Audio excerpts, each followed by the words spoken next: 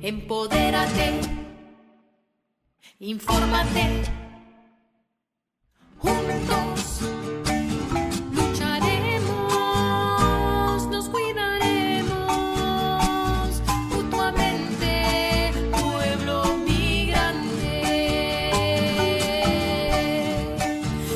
Empodérate, empodérate hoy, infórmate, infórmate ya, juntos lucharemos, nos cuidaremos mutuamente, pueblo migrante. Hola a todos y bienvenidos a Radio Carecen. Soy Tema Schlesinger y estoy encantada de acompañarlos en este espacio. Prepárense para un episodio lleno de aprendizaje y mucho más. A continuación tenemos la entrevista preparada por Selene. Comencemos. Bienvenido, doctor Huerta. Es un placer tenerlo con nosotros el día de hoy. Gracias por aceptar la invitación. Bueno, primero que nada, háblenos acerca de usted. Hola, qué gusto de saludarte, Selene. Buenos días y agradezco a Carecen que me ha invitado a esta conversación. Yo soy el doctor Elmer Huerta. Yo soy el director del Preventorio del Cáncer en el Centro de Cáncer de la Universidad George Washington en Washington, D.C. Yo soy médico de profesión. Tengo la especialidad de medicina interna y oncología médica, que fueron las primeras que yo hice, y luego hice prevención del cáncer y prevención y control del cáncer y salud pública. Y también dedico parte de mi actividad al uso de los medios de comunicación en llegar a la población hispana con mensajes de educación a través de los medios de comunicación, educación en la salud, actividad que ya hago hace más de 30 años. Maravilloso. Me parece increíble, ¿verdad? Y es un trabajo muy duro el tratar de llegar a la población, la comunidad latina, y pues no queda de otra más que adaptarse a lo moderno y tratar de utilizar, como usted lo dice, todos los medios sociales posibles para tratar de llegar a tantas personas como sea posible. El día de hoy, doctor Huerta, quisiera que tener una conversación acerca del cáncer de mama. Sabemos que muchos radioescuchas tienen preguntas acerca de el cáncer y quisiéramos que nos hable un poquito acerca, que nos comparta su conocimiento. Doctor Huerta, ¿qué es el cáncer de mama? Bueno, el cáncer de mama es uno de los 200 o más tipos de cáncer que existen y que pueden afectar al ser humano. El ser humano puede formar cáncer en cualquier parte del cuerpo, en cualquier tejido que está reproduciéndose, puede ocurrir un cáncer. Entonces existen más de 200 tipos en el cerebro, en la piel, en los ojos, en la nariz, en el colon, en la mama, en los pulmones, etcétera, etcétera, etcétera. Entonces, el cáncer es una condición en la cual hay una alteración de lo que se llama el ritmo de división de las células, el ritmo de renovación celular. Este es un concepto importante que consiste en que todo nuestro cuerpo está continuamente renovándose. Las células vivas tienen un tiempo de vida determinado, mueren, se renuevan, aparece una nueva que la va a reemplazar. En otras palabras, nuestras células no son eternas. Las células de nuestra piel, de nuestro aparato digestivo, de las mamas, etcétera, no son las mismas con las que hemos nacido, sino que se renuevan. Y el concepto es de que las células se renuevan a un ritmo determinado que depende del tejido. Por ejemplo, las células de la piel se renuevan cada 30 días. Las células del aparato digestivo se renuevan cada 3 días. Las células de la mama, por ejemplo, se renuevan cada 180 días y así por el estilo. Las células de la sangre, los glóbulos blancos, por ejemplo, se renuevan cada 8 a 12 horas, ya están renovándose. Entonces, cuando ocurre un trastorno en ese ritmo de división celular, de renovación celular, y ocurre algún tipo de mutación genética que hace que la célula se renueve mucho más pronto de lo que debe renovarse, entonces ocurre, obviamente, un acúmulo, un exceso de estas células que se están dividiendo desordenadamente y así es como empieza el cáncer, como un trastorno genético, un trastorno de mutación genética que hace que la célula de la mama, en vez de dividirse cada 180 días, se dividan cada 15 a 20 días y entonces se forman excesos de células. Esos excesos de células es lo que en el lenguaje común llamamos un bultito, una pelotita, una bolita, el tumorcito que nos puede salir en alguna parte del cuerpo. Entonces, el cáncer de la mama es eso. Es un tumor, es un tipo de malignidad que aparece dentro del pecho, ya sea en los saquitos que producen la leche o en los tubitos que desaguan esa leche hacia el pezón para que el bebito lacte. Por eso que se dice que el cáncer de la mama puede nacer en los alveolos o puede nacer en los tubos y eso es lo que determina esta enfermedad. Es increíble, doctor. Muchísimas gracias por compartir esta definición. Y bueno, hemos escuchado ciertas dudas en la comunidad. Por ejemplo, testimonios, ¿verdad?, de personas que han tenido cáncer que dicen, yo no tuve ningún síntoma hasta que me lo detectaron. Pero, ¿es eso cierto? ¿Se puede tener el cáncer y no tener ningún síntoma? ¿O cuáles son los síntomas más comunes que se ven en una persona que puede tener cáncer de mama? Esa es una muy buena pregunta. Acabamos de decir que hay más de 200 tipos de cáncer, ¿verdad? Pues ninguno de esos más de 200 tipos de cáncer produce síntomas cuando está empezando. Todos los cánceres, al comienzo, cuando está empezando esa división celular que acabo de describir desordenada, no da absolutamente ningún tipo de síntoma. El cáncer es silencioso y traicionero. Por eso es que cuando vamos a hablar más tarde en el cáncer del seno, existe lo que se llama la detección precoz de un cáncer, en la cual, sabiendo que el cáncer está creciendo silenciosa y lentamente, hay pruebas que se pueden hacer para detectar, identificar a la mujer que podría tener un cáncer. Pero las personas deben quitarse de la mente la idea de que un cáncer da síntomas cuando está empezando. El cáncer es silencioso. Hasta hace cuánto, unos 30, 40 años, sociedades importantes, incluso la Sociedad Americana del Cáncer aquí en Estados Unidos, daba unas pautas y publicaba unos folletos que decían signos tempranos del cáncer, un sangrado, una baja de peso, un tumorcito en el seno, etcétera. Bueno, eso ya se tuvo que eliminar. ¿Por qué? Porque el cáncer temprano no da síntomas. Obviamente. Ya cuando el cáncer avanza, cuando el cáncer es grande, puede ocurrir un dolor, puede ocurrir un compromiso de la piel, puede ocurrir baja de peso, etcétera, pero eso es cuando el cáncer ya está avanzado. Muchas gracias por aclarar eso, doctor. Estoy segura que esa respuesta va a ayudar a muchas personas en la comunidad que tienen esa duda. Pero como usted lo dice, ¿verdad? La prevención, la clave está en la prevención, entonces. ¿Existen algunos factores de riesgo que hacen que una persona sea más propensa a desarrollar el cáncer? ¿Y cómo es que estas personas pueden estar más preparadas o pueden prevenirse de cierta manera? ¿Qué es lo que usted recomienda? Muy bien, esa es una muy buena pregunta y permite explicar a nuestros oyentes y personas que están mirando este programa que hay que diferenciar y hay que saber entender la diferencia entre lo que es una prevención y lo que es una detección precoz. No son iguales. En términos médicos se le llama prevención primaria, prevención secundaria, pero no quiero confundir a los que nos están viendo. Englobémoslo como prevención y detección precoz.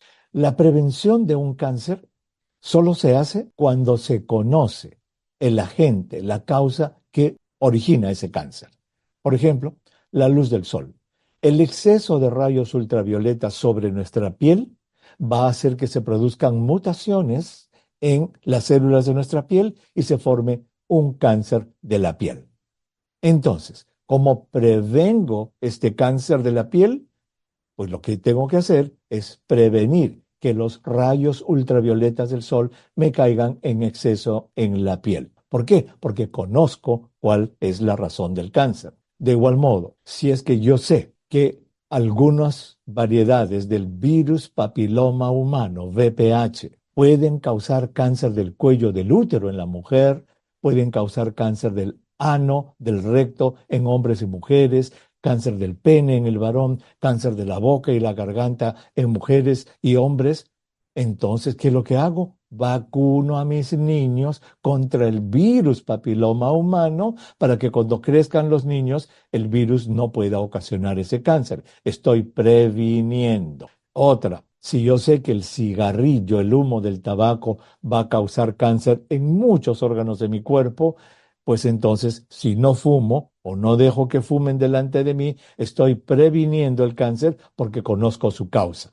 Lamentablemente para el cáncer de la mama, que es lo que estamos hablando hoy día, no se conoce la causa, no se sabe. Por eso que contra el cáncer de la mama, lamentablemente la ciencia no tiene prevención. No tenemos manera de prevenir porque no conocemos la causa. Lo que sí tenemos es detección precoz. Y eso entonces obliga a revisar el segundo término. ¿Se acuerdan que les dije? El primero era prevención. Cuando conocemos la causa, lo prevenimos. El segundo es detección precoz. ¿Qué cosa es detección precoz? Detección precoz significa que el cáncer ya está creciendo. Y como hemos dicho, sin síntomas, silencioso. Pero existen pruebas que lo pueden encontrar en ese momento en el que está empezando a crecer. Para el cáncer de la mama, tenemos el examen, ¿cómo se llama? La mamografía. La mamografía que debe empezar a los 40 años y que debe hacerse una vez al año, detecta el cáncer del pecho cuando está del tamaño de un granito de azúcar, pequeñísimo dentro del pecho, cuando todavía no da síntomas. Eso se llama detección precoz. El cáncer empezó, es silencioso, pero las personas se hacen pruebas que existen para encontrarlo temprano y tratarlo temprano y curar a la persona. El cáncer del cuello del útero, ¿cuál es su método de detección precoz? El Papa Nicolau o citología. Para el cáncer del colon, ¿cuál es su método de detección precoz? El examen de sangre oculta en el excremento o la colonoscopía. Y para el cáncer de la próstata, la prueba de PSA, el antígeno prostático específico en la sangre y el examen rectal. Entonces, una cosa es prevención y otra cosa es detección precoz. Ambos, digamos, para el caso del cáncer de la mama, la prevención lamentablemente no existe, pero sí la detección precoz. Toda esta larga explicación es para responder a la pregunta. Sin embargo, hay algunas características que la mujer pueda tener que la predisponen en cierto grado al cáncer del pecho. Y hay que aclarar. No es que las mujeres que tengan, por ejemplo, más de 50 años, todas van a tener cáncer. No es así. No es cierto que las mujeres que hayan empezado su regla temprano van a tener más cáncer. Algunas sí, otras no. Tampoco es cierto que todas las mujeres que empiecen su menopausia tardía después de los 50 años van a tener cáncer. O sea, son algunas cosas de esas que pueden indicar un riesgo. El uso de hormonas femeninas durante la menopausia, el alcohol, el cigarrillo, todos esos se llaman factores de riesgo que en una mujer pueden hacer que tenga un poco más de cáncer del seno. Pero tampoco quisiera asustar a las mujeres y decirles que si es que, por ejemplo, tienen exceso de peso, obesidad, todas van a tener cáncer del seno. Eso no es así. Gracias, doctor. ¿Y la genética puede ser un factor de riesgo? Muy buena pregunta. De cada 100 casos de cáncer del pecho que ocurren, más o menos 85 no tienen causa hereditaria. Más o Ah, menos 15% tienen causa hereditaria. Pero hay que diferenciar entre lo que es genético y lo que es hereditario. Genético, acabo de decirlo, el cáncer es 100% genético. ¿Por qué? Porque si no ocurre una mutación que altera el ritmo de división de las células, no va a haber cáncer. Por lo tanto, el cáncer es 100% una enfermedad genética, lo cual es completamente diferente de decir que es una enfermedad hereditaria, porque la palabra hereditaria indica que si mis padres o mi familia la ha tenido, yo la voy a tener. Entonces, ¿qué es lo que se sabe? Que más o menos el 85% de los casos de cáncer de la mama no son hereditarios, solo el 15% lo son. Tener una mamá, hermanos, hermanas que hayan tenido este cáncer aumenta el riesgo de la mujer, de eso no hay duda. Pero el 100% de los casos de cáncer de la mama sí son genéticos. Gracias, doctor. Gracias por aclarar esas dos definiciones. Ahora, para personas que tienen familiares que hayan tenido cáncer, que tienen esa herencia, por decirlo así, ¿verdad? ¿Hay algún tipo de recomendaciones especiales para ellos? Por ejemplo, las mujeres tendrían que hacerse pruebas o tratar pruebas de detección temprana antes de los 40 años, o también tendrían que esperar hasta después de los 40 años. Las pruebas de detección temprana, en este caso la mamografía, para todas las mujeres es a los 40 años de edad, la primera vez, una vez al año hasta los 75.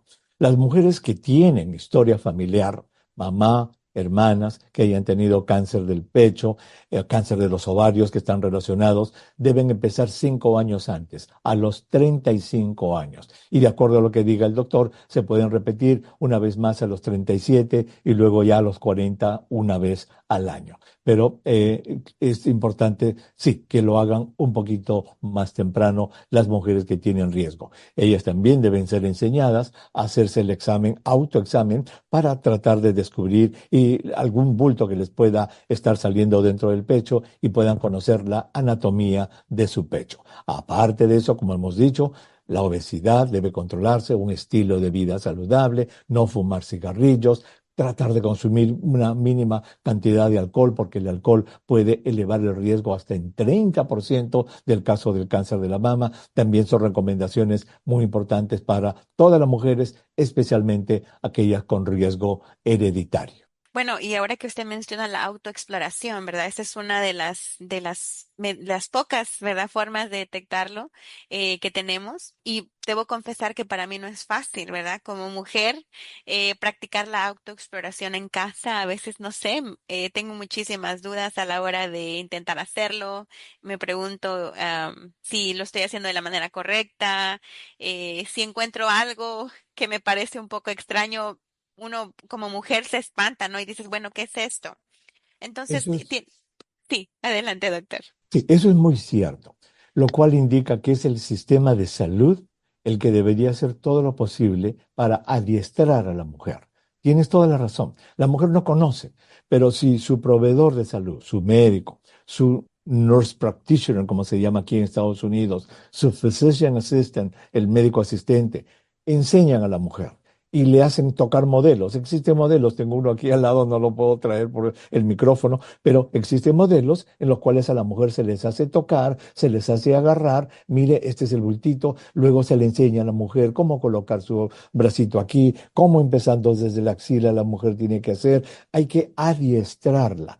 Y como todo adiestramiento exige práctica, siempre decimos en broma y en serio que las chicas aprenden a los 14 años, ya están aprendiendo a hacerse las pestañas, que es bien Es difícil, no cierto. es fácil, es bien difícil hacerse las pestañitas, pero lo empiezan a hacer y a los 18 o 20 años ya lo hacen en el semáforo, lo están haciendo y lo vemos todos los días. Igual es esto, si a la mujer se le adiestra, al comienzo va a tener dificultades, pero ya con el tiempo va a conocer cuál es la anatomía de su pecho para descubrir algo anormal.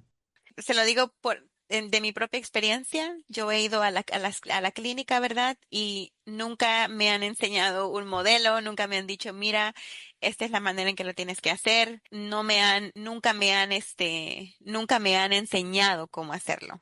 Entonces, creo que sí, como usted lo dice, se necesita más trabajo de los doctores, de los proveedores de salud, porque si nos enseñan, nosotros vamos a aprender a hacerlo, pero siempre hay, no sé, hay esa barrera tal vez del tiempo. Sabemos que las clínicas son muy ocupadas, no siempre los doctores tienen el tiempo para enseñarle a uno con paciencia, mira, eso es lo que tienes que buscar, aquí tienes que tocar de esta manera, porque cuando yo lo hago, me surgen mil dudas. Y al final termino dándome por vencida y diciendo, bueno, si me sigo tocando voy a encontrar cosas que no sé qué son, me voy a espantar, así que Correcto. mejor ya no lo hago. Correcto. Ahora, recordemos una cosa, el autoexamen del pecho es una de las 3 medidas de detección precoz. Hemos hablado de la mamografía desde los 40. El autoexamen debe empezar desde los 18 años. Las chicas ya deben conocer cómo son sus pechos. Y la otra es el examen anual por el médico. Entonces, como tú dices, si es que yo noto alguna cosa, cuando vaya con mi médico, le digo, doctor, mire, yo me hago el examen y tengo dificultad en esto. Entonces el médico va a tocar y le va a decir, mire, estos son tus pechos normales, estas son tus glándulas de leche normales. Entonces ya sé que cuando me las agarre Exacto. voy a conocer que son mis pechos normales. Tiene toda la razón, doctor. Bueno, como usted lo dice, hemos hablado acerca de la mamografía, la detección, la exploración, autoexploración, y sé que algunas personas tienen preguntas acerca de qué es más efectivo. Por ejemplo, ¿es más efectiva una mamografía o un ultrasonido? ¿O cuál se hace primero? Así, muy bien. A ver, pues mira, son exámenes completamente diferentes en la mamografía y el ultrasonido. La mamografía es una radiografía del pecho. Así como cuando nos toman radiografía del tórax, ¿verdad? Nos llevan a la famosa pantalla, nos hacen, suba los brazos, tome aire, nos toman una radiografía de los pulmones para ver los pulmones, el corazón. Igual, la mamografía es una radiografía del pecho de la mujer, en la cual la mujer pone la lámina, en una lámina pone el pecho así, y luego con otra lámina se aprieta un poco, eso fastidia en las mujeres muchísimo, pero ahí le toman una radiografía, el primero que va de arriba para abajo y el otro de costado a costado. Entonces son dos placas y ahí el doctor mira en la radiografía, puede mirar las glándulas, puede mirar los tejidos, puede buscar las famosas calcificaciones, que no todas son malas, pero allí están. Pero ocurre que hay muchísimas mujeres, sobre todo en sus 40, 50, que tienen un poquito más de líquido dentro de su pecho. Al tener un poco más de líquido, cuando se toma la mamografía y el doctor la mira, dice, carambas, esto está un poco nubladito. ¿Por qué? Por el exceso de agua, y eso se llaman las mamas densas, que desde este año la FDA obliga a que la mujer que las tenga sea notificada. La mama densa no significa que es cáncer ni nada, sino que es como cuando uno está manejando la carretera en un día con mucha niebla, no puede ver los carros alrededor. Entonces, igual, un seno que tenga características densas no va a permitir que el radiólogo en la radiografía, en la mamografía, pueda identificar las zonas sospechosas. Entonces, ¿qué es lo que se hace? El segundo examen, que es como el ultrasonido, que eso es lo mismo que le hacen a las señoras embarazadas en el vientre para ver al bebito. En este caso la señora se acuesta y con un aparato el doctor en el pecho le va mirando por fuera, ultrasonido, y allí puede ver las zonas que no estuvieron claras en la mamografía. Se concluye entonces que ambos exámenes, mamografía y ultrasonografía, ambos se ayudan el uno al otro, por lo tanto no se puede decir de que uno sea mejor que el otro. Muchas gracias por aclarar eso, doctor, porque tenía esa duda, exactamente esa duda acerca de qué es lo que significa tener densidad, ¿no? En los senos. Es algo con lo que recientemente pues yo también aprendí, pero o como usted lo dice, ya se está requiriendo que te informen cuando ese es el caso, ¿verdad?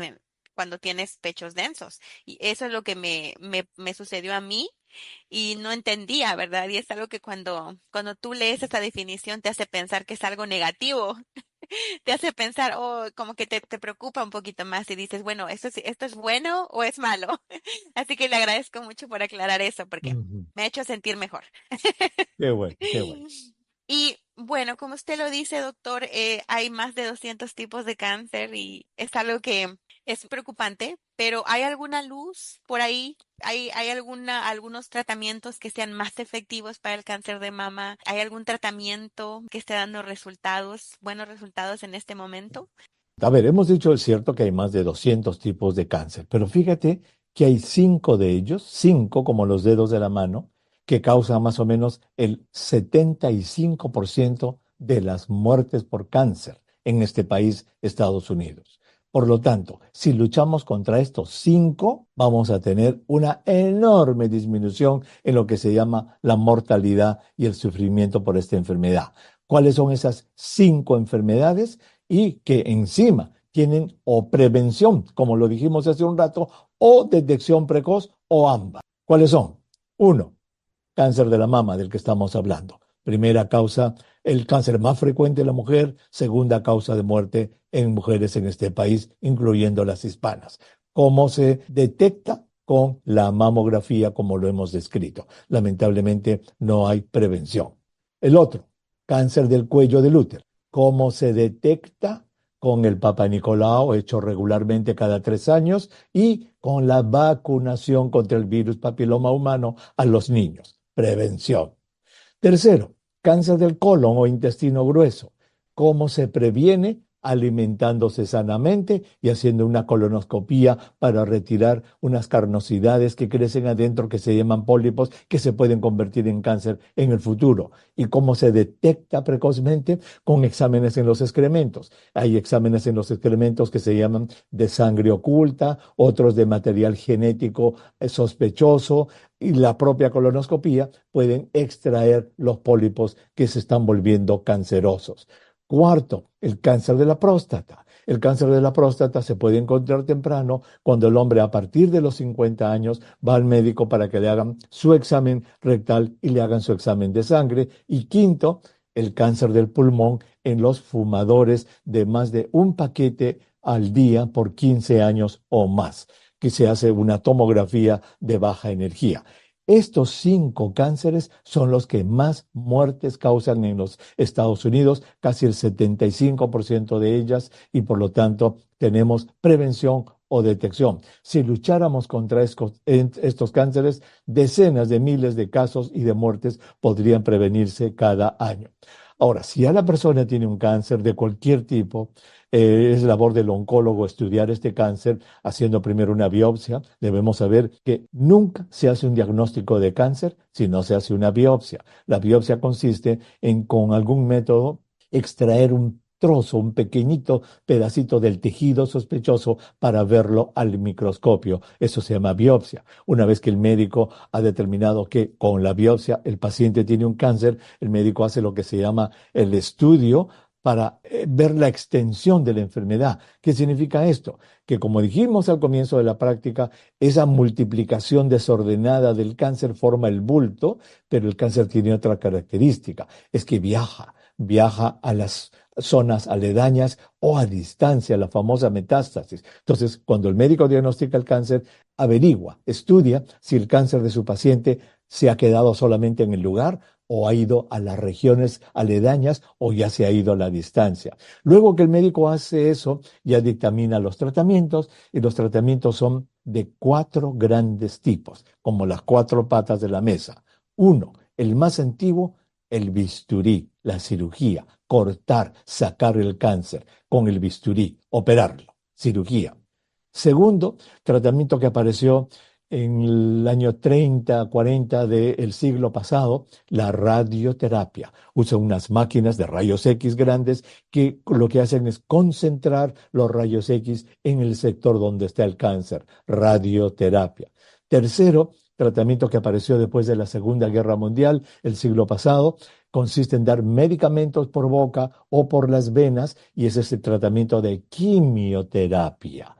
Y el cuarto, que ya tiene más o menos unos 30, 40 años, es el tratamiento de inmunoterapia, en la cual hay medicamentos que aprovechan de la capacidad que tiene el sistema de defensa del cuerpo para luchar contra el tumor, y eso entonces se llama inmunoterapia. Entonces ya el médico, una vez que ha diagnosticado el cáncer con la biopsia, vio cuánto se ha extendido, si se ha regado, como se dice, ahí decide, este paciente vamos a darle quimio, a este paciente primero cirugía, después quimio o primero radioterapia, y ese es el arte del médico. Pero en los últimos años sí, ha avanzado muchísimo el tratamiento del cáncer. Hay enfermedades que se pueden curar con algunos de estos 4 métodos, pero quiero decir que lo más importante es prevenirlo o detectarlo, especialmente de esos 5 cánceres que mencionamos. Muchísimas gracias, doctor. No tenía conocimiento de la inmunoterapia. Es muy interesante saber que hemos avanzado más todavía en la lucha contra el cáncer. Y ya que usted mencionó, ¿verdad?, el cáncer de mama y el porcentaje de mortalidad que es también alto en mujeres latinas, ¿cuáles son las barreras que usted ha visto en nuestra comunidad para acceder a estos servicios, tanto de detección de detección temprana y tal vez para ciertos tratamientos también. Existen muchas barreras. Nuestra población latina tiene muchísimas barreras. Ahora, una de las más importantes es la baja cobertura de seguros de salud. Muchísimas de nuestras mujeres latinas no tienen seguros de salud y entonces estas mamografías son bastante caras, el seguimiento de lo que puedan tener es bastante caro y esa es una barrera muy importante. Y para esto, por ejemplo, en el área metropolitana de Washington existe una organización que se llama Nueva Vida. Nueva Vida ya ha cumplido 25 años. Es una organización que ayuda a las mujeres a hacerse sus mamogramas, especialmente si no tienen seguros médicos. Consigue lugares en donde hacerlo para que de esta manera tengan acceso a una mamografía y al seguimiento de lo que la mamografía pueda dictaminar. Otra barrera es el lenguaje. Y esto es muy importante. Nuestras mujeres, muchísimas mujeres inmigrantes llegan, no hablan bien el inglés, van a hospitales, a lugares en los que no se habla inglés, no saben expresarse. Los proveedores de salud no hablan el español. A veces acuden a unos traductores en unos iPads, en unas maquinitas que para operarlas se necesitan instrucciones que deben ser en español. La barrera del idioma es algo muy importante. Otra barrera es la información. La información. Muchísimas de nuestras mujeres vienen de países en los que de lo que estamos hablando, prevención, detección precoz, no son conversaciones habituales y no saben de que el cáncer se puede prevenir, se puede detectar, no saben de que el cáncer no da señales, no da síntomas y entonces esperan a tener algo y dicen, ¿para qué voy a ir al médico si no tengo nada? Felizmente ya vivo 5 años aquí en Estados Unidos, estoy trabajando fuerte, pero no tengo nada, no debo tener nada. Esa es una barrera muy importante, la falta de información. Así es, doctor, como usted lo dice, ¿verdad? Nuestra comunidad latina, la mayoría venimos con esa idea del sueño americano, ¿verdad? Y trabajamos todo de día y noche y nos olvidamos de que también tenemos que cuidar nuestra salud, que ir a los chequeos médicos es importante, de que si tenemos alguna duda es siempre importante acudir Correcto. a nuestro doctor. Correcto. Y disculpa Así que te que interrumpa. Eso es algo que yo les digo muchísimo a mis oyentes en mis programas de radio. Les digo, señor, señora, usted ha venido a este país a trabajar duro, como decía mi abuela, trabaja como burro, pero se olvida de su salud. Y hemos visto, aquí se ve en el hospital, hombres en la flor de su edad, 58, 59, 60 años, después de haber trabajado 20, 30 años, ya tienen su casita, tienen sus carritos, su hijito, su hijita está yendo a la universidad y plum, cae un cáncer del colon el hombre, la mujer con un cáncer del pecho o alguno de los dos cae con un derrame cerebral paralizado. ¿Por qué? Porque nunca se enteró que tenía presión alta, nunca fue a un doctor. ¿Por qué? Porque era fuerte, yo soy macho y no tengo nada, felizmente. Ese mensaje es sumamente importante dárselo a nuestros hermanos y hermanas inmigrantes que por favor, así como cuidan su dinerito, así como tienen su cuentita bancaria, así como cuidan dónde ponen su platita y compran sus cosas, por favor, cuiden su salud, tengan un doctor, una doctora de cuidado primario, acudan a un servicio preventivo, especialmente si no tienen síntomas. muchas gracias, doctor. Le agradezco mucho el tiempo, ¿verdad? El día de hoy he aprendido bastante y nos gustaría seguir en contacto con usted y por favor, si quiere compartir sus redes sociales también con nuestra audiencia, ¿dónde lo podemos encontrar en Facebook, en Instagram? Muy bien, pues gracias por la invitación, Selene, gracias a Carecen también por la invitación. A ver, en la radio estoy todos los días en el área metropolitana de Washington, D.C. Estoy en Radio América AM 900 todos los días de 1 a 2 de la tarde. De lunes a viernes, Radio América AM 900, el programa de radio. Y estoy en las redes sociales, en el Twitter, que es @Dr. Doctor Huerta. Doctor Huerta son 8 letras, esos son los 2 métodos más importantes. Y lo otro es que tenemos un centro aquí en la Universidad George Washington que se llama Preventorio. Este es un centro comunitario, no es negocio mío, no es un business. Aquí la universidad ha determinado que por solo $175 la persona se haga un chequeo completo y vemos pacientes aquí durante la semana y habría que llamar a un número que se lo puedo dar, es el 202-741 3070 para hacer una cita y que las personas puedan venir. Pero ¿cuál es la condición para que vengan? Que no tengan nada, que estén aparentemente sanas, porque el preventorio es para eso, para prevención, no es para pacientes. Me encanta ese programa, doctor, así es. Así que ya lo saben, tienen un programa para prevenir exactamente, para tener estas conversaciones que a veces no son tan cómodas, que son un poquito incómodas, ¿verdad? Le agradezco mucho, doctor, y pues no sé, voy a empezar a referir clientes de aquí para el preventorio. Muy bien. Pues gracias, Muchísimas Elena. gracias, doctor. Gusto en Gracias a ti. conocerlo. Encantado de haber estado con ustedes. Un saludo a todos los televidentes. Chao, chao. Chao. Empodérate, infórmate, juntos. Mi nombre es Claudia Sánchez y pertenezco al Departamento Legal de Carecen. En esta oportunidad hablaremos un poco más sobre la visa U, qué es, a quién beneficia, las condiciones y los requisitos legales para aplicar. Empezaremos hablando sobre qué es una visa U y cómo puedo ayudarte a explicarte exactamente lo que esto significa. El Congreso creó un estatus de visa U en el año 2000 para ayudar a las víctimas del crimen. El propósito de la visa U es motivar a las víctimas del crimen a ayudar a las agencias que hacen cumplir la ley a investigar y procesar crímenes sin miedo a ser deportadas. La visa U no cubre todos los crímenes, pero sí incluye violencia doméstica, acecho, agresión sexual y agresión grave, entre otros crímenes. Si le dan una visa U, usted recibirá un permiso de trabajo y la capacidad de solicitar la residencia legal permanente, es decir, la tarjeta verde. Después de ser residente legal permanente por 5 años, usted puede solicitar la ciudadanía americana, asumiendo que usted cumple con todos los requisitos legales para la ciudadanía. Para obtener la visa U, los solicitantes deben cumplir con una serie de requisitos, incluyendo haber sido víctima de un delito calificado por la ley estadounidense, haber sufrido abuso físico o mental, estar dispuesto a ayudar a las autoridades en la investigación o prosecución del crimen. La visa U es una visa de no inmigrante, por lo que no conduce automáticamente a la residencia permanente. Sin embargo, después de 3 años con la visa U, los solicitantes pueden solicitar esa residencia si cumplen con los requisitos adicionales. El beneficio más importante es obtener un permiso de trabajo que les permite buscar y encontrar empleo de forma legal en los Estados Unidos. Una vez otorgada la visa U, se permite vivir legalmente en los Estados Unidos por un periodo determinado de tiempo, brindando estabilidad y seguridad a la persona beneficiaria de la visa. Este periodo suele ser renovable y está sujeto a las leyes migratorias vigentes en el país.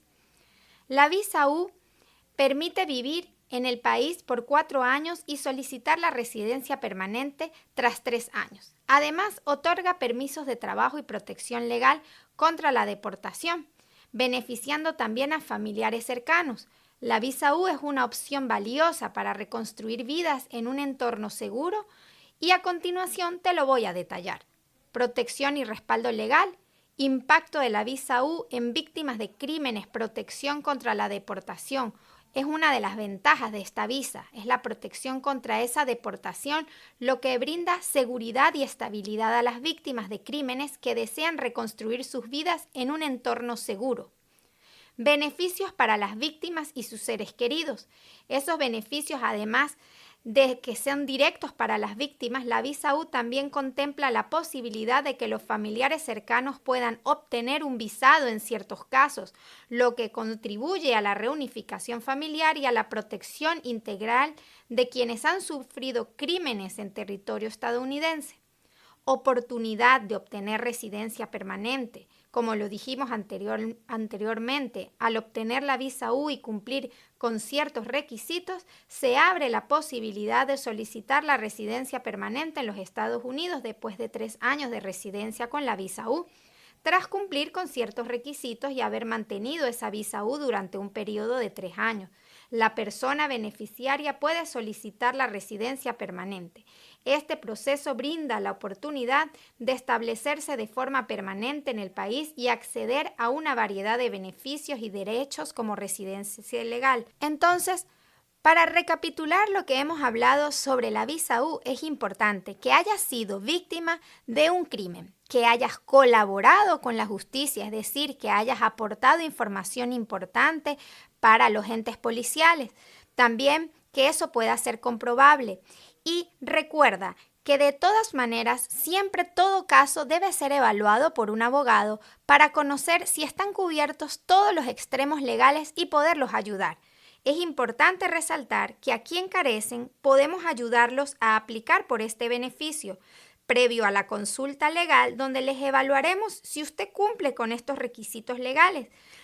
No duden en llamarnos, en agendar su cita. Estamos para ayudarlo. Y recuerde, la visa U es un beneficio que otorga los Estados Unidos para todas aquellas personas que han sido víctimas de crímenes y que están colaborando con la justicia. Muchas gracias. Y eso es todo para hoy en Radio Carecen. Espero que hayan disfrutado de este episodio y que se lleven algo nuevo o inspirador. No olviden suscribirse y dejarnos sus comentarios. Nos encantaría saber qué piensan. Nos encontramos en el próximo episodio. Aquí con tu radio.